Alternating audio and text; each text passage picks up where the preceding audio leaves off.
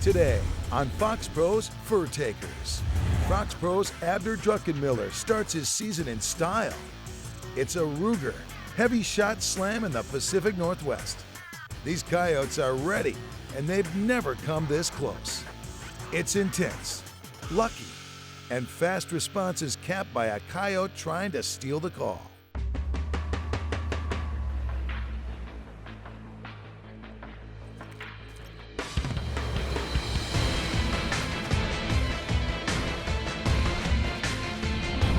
Hunting predators, it's challenging.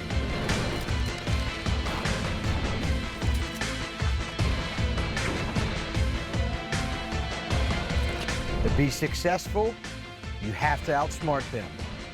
In the hunt, it's fast-paced and fast action.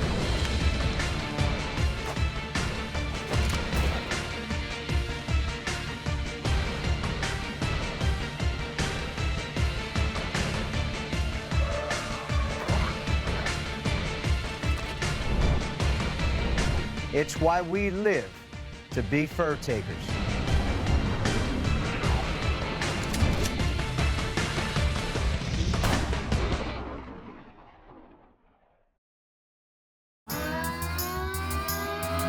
We are in Oregon. Ooh, you're downstairs. In the northwest part of the country, and it's early September. Oh yeah. Hopefully the temperatures are going to be nice and cool. 35. And there's plenty of coyotes out here. We'll just slip right up over top and just drop down over that hill. Set up shop. This is the opening morning of our hunt here. We're in Oregon. This is Mike Sorensen from Hevi-Shot. We head out on the first stand and we drive up there and the sun's not quite up yet. It's nice and cool out and the anticipation is just building. Got the Benelli ready to eat. They get close enough and they're gonna get a dose of dead coyote.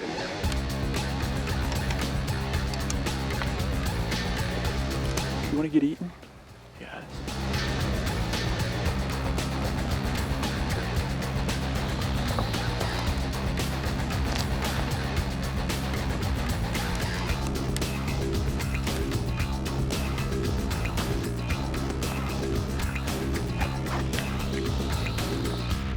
The spot we went into, we've seen a lot of coyotes in there, and it's kind of a little bit removed from the rest of the ranch, kind of a standalone little piece. On that first stand, you're just hoping for the best. We climb up over that ridge and set up shop, and it wasn't 3 minutes. A coyote comes right up through the draw. Just come into the white grass. Come into the way. You see him? Talk to him. Well, that one kind of turned and tried to get downwind of us. Well, here comes two more right behind that one up through that draw. There's a second one still hanging up back in the sage. Down low? Where? Probably at least 300 yards. They're coming this way. Yep, coming in. Over here, coming in to the left right here.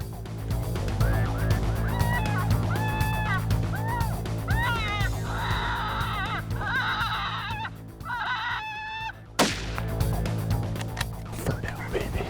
One's good. When you got three to show up, that's even better. Good morning, Mr. Son. We caught him 3 coyotes on that stand. That's a good start. That's a good start. The only thing better you could have done, that I could have done, was shot for those two, right? You can't kill them all, but. I was nervous about it, wanted to make sure, I know there's a lot of coyotes out there, but you're always nervous, are they gonna come in, or, is it gonna be a real positive experience? They didn't want to come up and eat that decoy though, did they? I don't think I gave them a chance to though, really. In just a few minutes, they were on us, and I think it broke the ice for, for me and for Abner, and got us up to a good start. And that was awesome because the first stand, all that excitement builds up and it's just a bonus to set off and start the rest of the hunt. Here's our first coyote of the year. Yep. A little male. That's not a bad sized coyote. Good and furred up. One down. We did a couple stands there in the morning and then the temperatures started to get a little bit warmer and we thought that was going to happen. So what we decided to do is just kind of go back and relax and hang it up and wait till evening till those cooler temperatures moved in, which would make those coyotes a little bit more active. We went out on the first evening hunt and I took them down to this one area. It's Trout Creek's what we call it.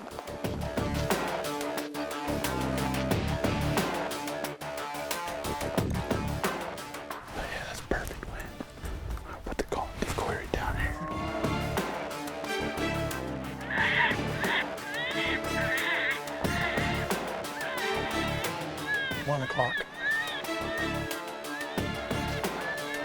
Second ridge over. It either could come up the meadow or come up through the ridges. It decided to come the hard way, which is going to be tough for us to see it. Okay, he's almost at the top of the draw. Look at the grass, right there.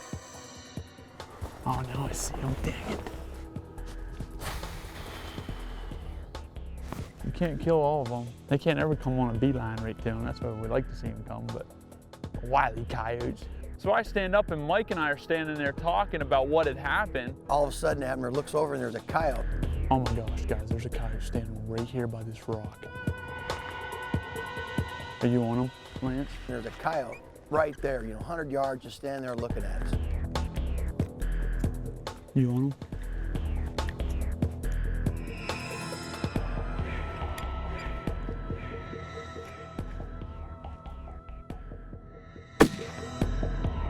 That just freaking happened or what? That seriously just happened. That's why you gotta love hunting right there, man. That is why you gotta love it. Get out of here. We're sitting here talking about what just happened, and I look at 100 yards, there stands another coyote.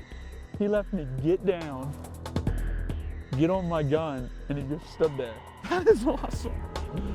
I can't believe that just happened. It just goes to show you, you can't let your guard down because they could show up at any time. Good morning, world. You're watching Foxpro Furtakers live in Arizona, Oregon. I feel like we slept for about 3 hours. Are you awake? I'm awake. Where are we headed this morning, Mr. Mike? Just been seeing coyotes out by a big meadow out here by a barn. Is this the field you called and told me about? You saw 5 out there and 1 at the same time? Yeah, last week. That's a good sign for us. We got 38 degrees. Day 2. Here we go. What I was looking for was a hill or something that we could park the vehicle on one side and slip around or get up on the other side of the hills and call the canyons and the bottoms. We can probably just park here and jump up over top of this hill. Let me check the wind real quick. Come with me.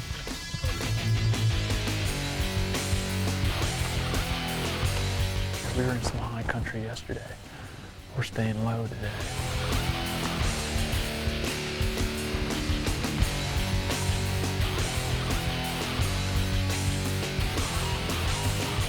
These shadows, it'll hide us real good.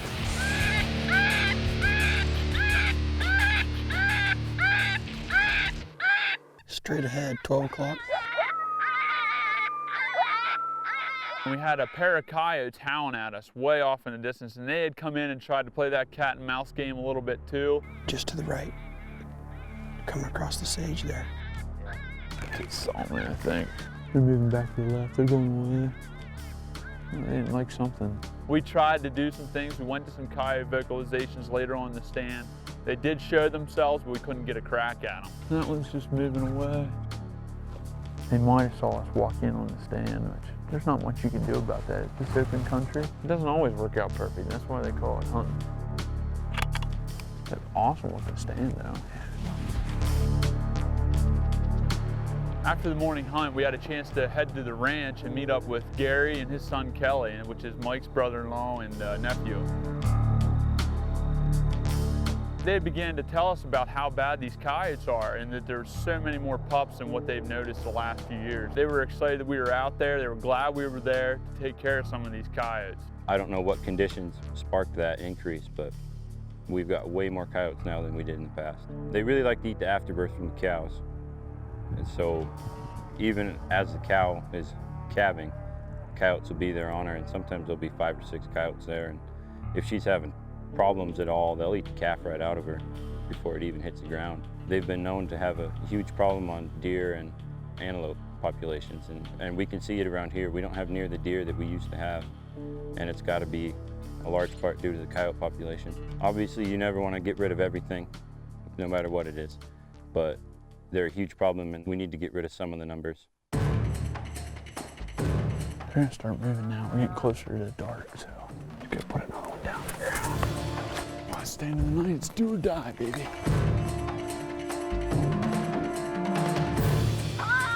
Last stand of that night, we were sitting up on the edge of the sage there, and it was getting pretty low light, real hard to see.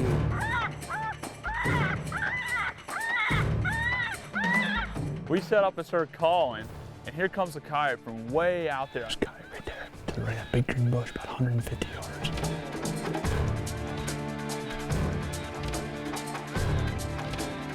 Woo!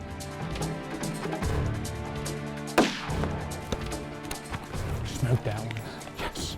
Bird down, man. That is tough to see him coming through that. When it's dark like this, coming in low light, man, he had to come right over the top of that hill. He showed up 150 yards. And the plan comes together, it comes together right. We gotta go gather him up before it gets too dark. Find the coyote. Mike found him. Another male. We're killing the males. I barked them to a stop. A lot of times when we're walking away like that, I just give them a good bark and they'll hit the brakes and look back. Say, what was that? Love this, man. This is awesome. Up next, we take a look at our predator profile. Then, it's exciting action with the scattergun. How close will they come? You're about to find out. The Predator Profiles with Grant Woods. Why do eastern coyotes average a larger body size than western coyotes? There are a lot of theories about why coyotes out west average a smaller body size per age class than coyotes in the eastern states like Pennsylvania, New York, and that area. But the most commonly accepted theory, and the one I agree with, is simply boils down to food. There are a lot more rabbits, rats, voles, moles, and other little critters that coyotes like to eat in the east per square mile than there are in most western habitats. There's certainly more deer in the east per square mile than in most western habitats. And the winter's not as harsh in many of these areas also. When you take the combination of having more food and less stress, the same species is gonna get bigger. For example, when we take deer out of South Florida and give them a Midwest diet full of soybeans and grain, they get bigger. No matter where you are, better food usually results in bigger critters of the same species. If you want big coyotes, hunt in the east. I'm Grant Woods, and that's your Predator Profile.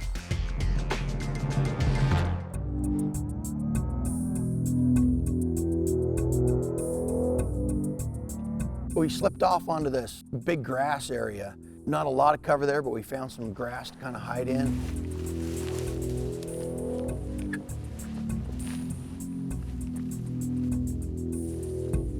Spotted a coyote off in the pasture. It was quite a ways out. Dude, Mike, that's a big coyote. And they started playing Lightning Jack. About 400 yards, 11 o'clock. That coyote turned and just beeline straight to it. And that green field, oh yeah. He's coming straight this way. You know, he stopped to smell a mouse or two on the way up. That means he definitely has no clue whatsoever that anything else is wrong. He has no clue that you're there if he's mousing out there in that field on his way to the call. When he crossed under that fence and was coming in, I thought, oh man, he's gonna smoke this thing, because I knew he was gonna be coming in close. And he did. He came in the whole way. He had no clue that we were even close to him. He's behind that sage, get ready. I'm on him. Let him go, let him go.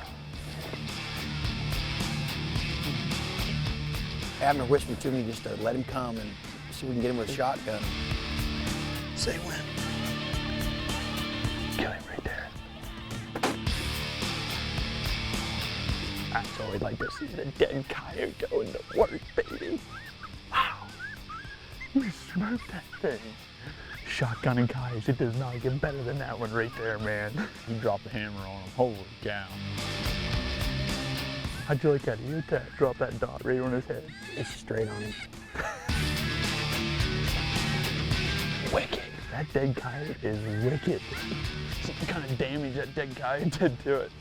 I work for Hevi-Shot. I'm their plant manager, so I take care of the day-to-day. I think it was cool that we could get Mike and pull him out of the office for a couple of days to do a little testing on with that Hevi-Shot dead coyote, which I'm pretty sure he knew it worked just fine, but he showed us first and foremost right there in live action.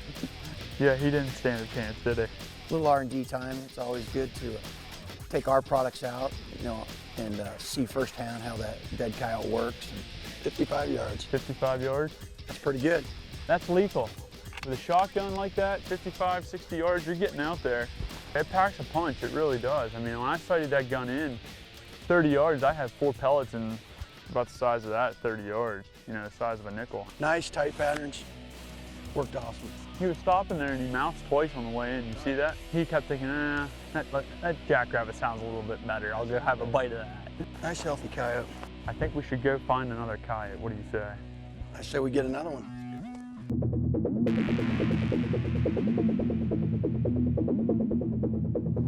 It's about 6 o'clock. We're just gonna slip up here top of that little bump right there. We have plenty of time. We'll sneak over there and set up. Every stand you set up and call, you're anticipating something to come in.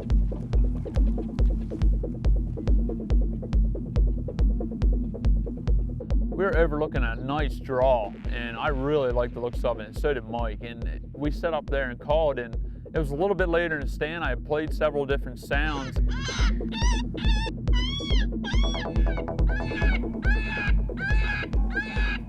Coming down that ridge over there, going 10 to 11, right across the valley in front of me, 200 yards. Didn't take too long and a coyote showed up, maybe 400 yards out, sitting on a hill. And I was whispering to him, 10 o'clock, he's right there. Abner didn't see him. I don't see where he's at.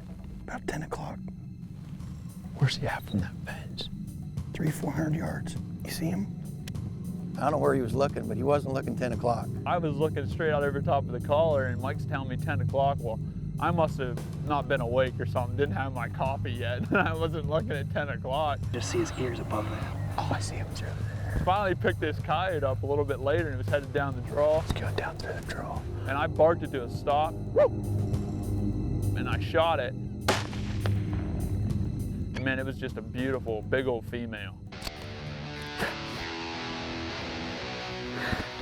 That was awesome, man. I couldn't find him. Pays to keep trying. That's awesome. Let's go gather him up and see what he looks like. Let's go get him. Nice shot. Just right, don't fall on the way down over here. Oh, nice setup. Yeah, it was, right there on that little berm. How far was he down there? 170? Maybe 200. Really? Yeah, pretty close.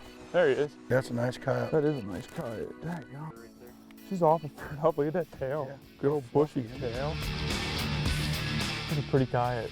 Really nice. And this one was a older, real mature female. So it's nice to get those, and they're the teachers, so it's good to get them out of there. Make this thing a little bit easier to get out of here with my drag.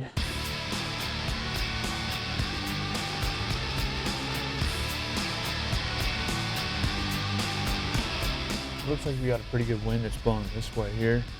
Let's get down into this draw. And we got the sun at our back too, so that's good. Worth a try. Yeah, that's good. Do it to it. It was real nice on this trip. I got both my boys with me. And here, go get another one. Brian's been out there, they're calling a little bit. He took us to a spot where he's had success. It was nice to be able to take them along with us, and they're enthusiastic hunters. They love everything about it, and they've successfully killed coyotes, and they would kind of help me and show me places that they like to call out there on the ranch, which was really neat. Nice picturesque backdrop for me.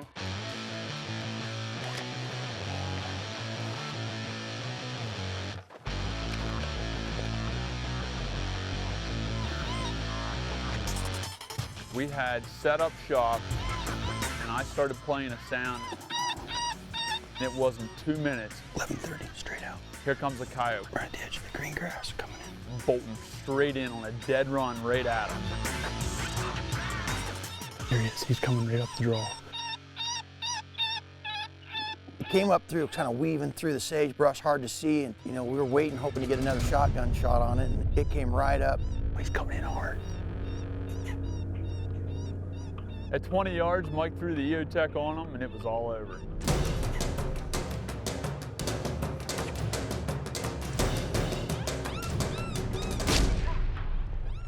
Did you see what just happened? That coyote put his nose and bit the Foxpro.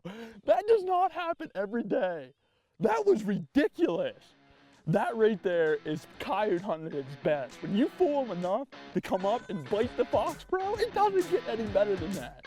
Give me some, baby, dead coyote.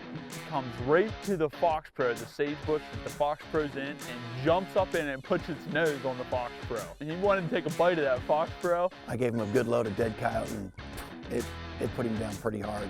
I have to step it off to the Foxpro. It's gotta be, oh my, 15 yards, 18 maybe. Maybe it's not far. Right in your lap. That's how we like it. That's how we like to see it happen. 1, 2, 3, 4, 19, 20 yards. 20 yards right in the sagebrush, and that coyote come in and bit the Foxpro. Jumped right up in there after that thing. It's pretty sweet. Did you ever see one come up that close to a call? No, that's the closest I've been. It was nice that, you know, Bobby was there with me and got to see the whole thing play out. That's something you don't get to experience every day when you're calling coyotes, and it was really cool that he could be along to see that. That was neat. Yes, sir. He won't be eating any more cattle this winter. Well, Hevi-Shot, it's we don't come this far to miss, right? That's right. Nicely done. It was just an awesome way to kind of seal the deal and close the door on a great hunt.